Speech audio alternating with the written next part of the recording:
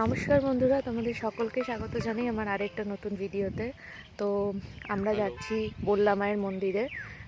আমরা যখনই বালুরঘাট আসি না কেন, আমরা মেক শিওর করি যে আমরা ঠাকুরের মায়ের ওখানে যে দর্শন করে আসি।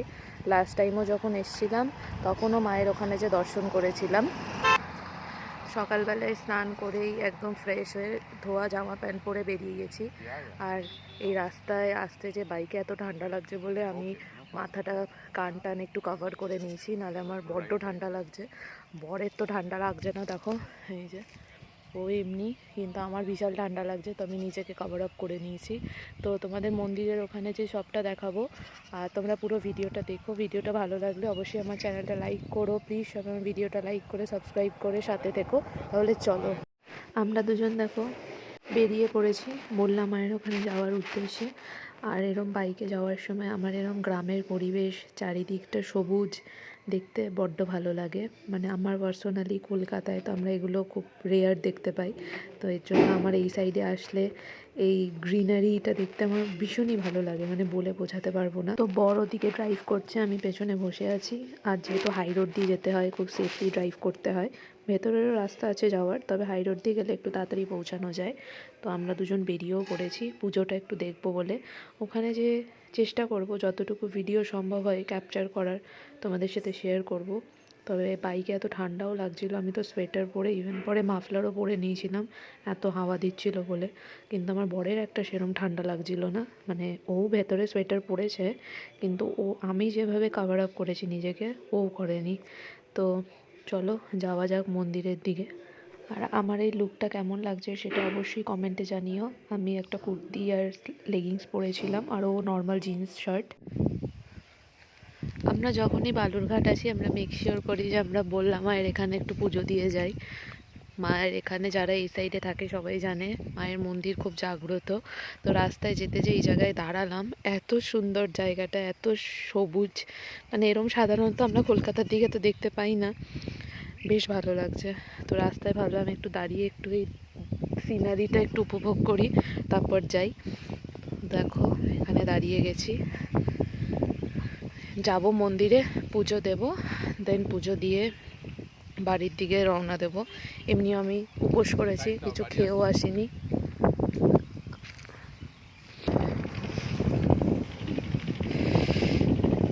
বাইকে এসছি, দেখো কি সুন্দর গ্রামের পরিবেশ। দেখো এখানে সব ধান কাটছে, ধান বেশ ভালো।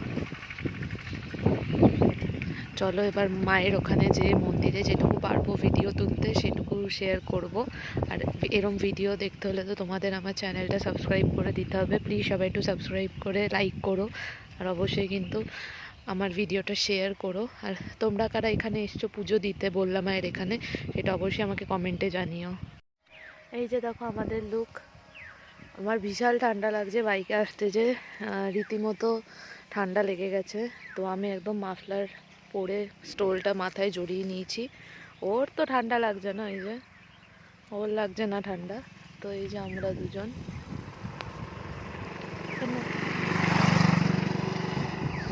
যাই এবার মন্দিরে। মন্দিরে পৌঁছে গেছি, দেখো এটা হচ্ছে মন্দিরের প্রবেশদ্বার। একটা ডালা কিনে নিলাম বাড়ি থেকে, যদিও ফুল মিষ্টি মানে ভোগ তারপর ধূপকাঠি সব কিছু নিয়ে গেছিলাম।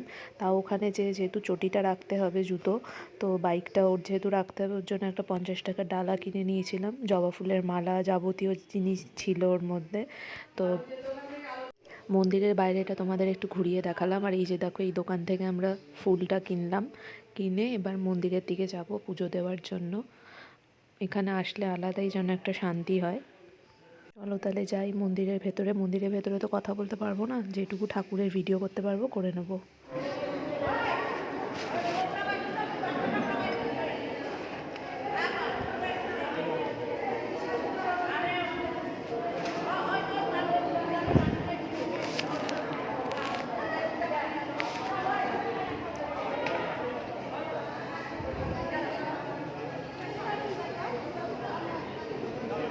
তোমাদেরকে তো মায়ের দর্শন করালাম, ওখানে যেহেতু সবাই পুজো দিচ্ছিল আর আলাদা করে কিছু বললাম না।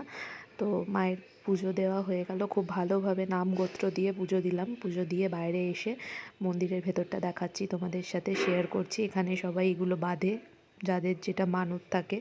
আর বাইরেটা দেখো মন্দিরে, মাকে তো দেখালাম। সবাই যে যেখান থেকে দেখছো একটু প্রণাম করে নিও। এখানে এই দক্ষিণ দিনাজপুরের এই বললা মা কিন্তু খুব জাগ্রত। যারা জানে তারা তো জানেই, আর যারা জানে না তারাও একবার জেনে নিও। তবে এখান থেকে বেরিয়ে ধূপকাঠি দেখালাম, ঠাকুরকে প্রদীপ দেখালাম। তারপর ওখান থেকে বেরিয়ে এই দোকানটা এলাম। তার আগে ওই বাইরে যারা বসে থাকে বয়স্ক মানুষরা, যাদের দেখতে পেলে তাদেরকে বর সবাই, মানে আমার বর সবাইকে পয়সা দিল। যেটুকু আমাদের সামর্থ্য হয়েছে সেটুকু দিলাম। তারপর ওখানে আরও ছোট ছোট কুকুরগুলো সব আমাদের ঘিরে ধরেছিল খাওয়ার জন্য।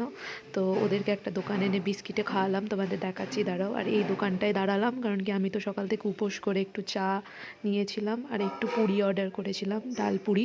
তো সেটার জন্য এখানে অর্ডার করলাম। আর আমি এখানে অপেক্ষা করছি, বড় দিকে মন্দিরের সামনে থেকে বাইকটা আনতে গেছে, ও বাইকটা নিয়ে এই যে চলে এসছে। কুকুরদেরকে সব ডাকছে, ডেকে নিয়ে আসছে বিস্কুট খাওয়ানোর জন্য। আর প্রসাদও খাইয়েছি, মন্দিরের ওখানে একটা কুকুর ছিল, ও আসলে বাইরে এলো না, তো ওকে একটা সন্দেশও খাইয়ে দিয়েছিলাম। আমরা যেটা ভোগ দিয়েছিলাম ঠাকুরকে সেটা ওকে খাইয়ে দিয়েছি। আর এইবার যে এত ফাঁকা পেয়েছি আর খুব ভালো করে মায়ের দর্শন করে পুজো দিয়েছি। খুব খিদে পেয়েছিল, যেরকম বললাম 3টে ডাল পুরি 20 টাকা দিয়ে নিলাম। আর তার সাথে চা নিয়েছিলাম। আমি তো দুধ চা খাই, আর ও তো লিকার চা খায় চিনি ছাড়া, আমি তো চিনি দিয়ে দুধ চা খাই। আর তার সাথে আলুর তরকারিটা দিয়েছিল, যেটা খেতে খুব ভীষণ ভালোও ছিল, সুস্বাদু ছিল খেতে মন্দিরের বাইরে। তো চাটা এনজয় করছি। চাটা খেয়ে তারপর বেশি লেট করব না, অনেকটা দুপুর হয়ে গেছে, বাড়ির জন্য বেরিয়েও পড়বো। কারণ কি বাড়িতে যেই একেবারে লাঞ্চ করব, ওর জন্য বেশি দেরিও করিনি। ওখানে টুকটাক এইটুকুই খাওয়া দাওয়া করেছি। খাওয়া দাওয়া করে যেহেতু অনেকটা রাস্তা যেতে হবে খালি পেট, ওর জন্য একটু খেয়ে নিলাম আমি। আর ওই দেখো সব কুকুরগুলো চলে এসছে। দিলাম তো বিস্কিট, খেয়েছো?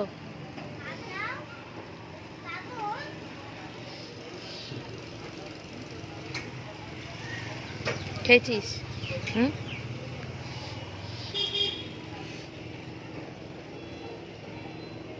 আমাদের পুজো দেওয়া হয়ে গেছে, খাওয়া দাওয়া সব হয়ে গেছে। একটু কচুরি আর চা খেলাম, খিদে পেয়ে গেছিলো। এখনো মন্দিরের এখানেই রয়েছি আমরা, ওই যে মন্দির, ওই যে। তো এখন আমরা বাড়ির দিকে উদ্দেশ্য দেবো, যেতেও তো সময় লাগবে বাইকে। এই তো এখন বাড়ির দিকে যাব। আর রাস্তায় দাঁড়াবো না কোথাও সেরকম। দেখি মাঝখানে এই চলতে চলতে ওরও এতটা রাস্তা, তো ওরও হাত ব্যথা হয়ে যায়, পা ব্যথা হয়ে যায় বসে থাকতে থাকতে, আমারও বাইকে। তো মাঝখানে একটু দাঁড়াই টাড়াই।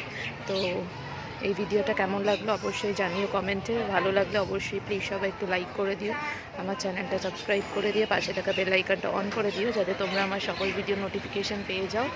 তো যারা যারা মায়ের মন্দিরে আসেনি এখনও, অবশ্যই একবার আসতে পারো, খুব জাগ্রত মায়ের মন্দির। যারা যারা এসেছো তারা তো জানোই, দক্ষিণ দিনাজপুরে বিখ্যাত মায়ের মন্দির বললা মা। তো চলো তাহলে, টাটা।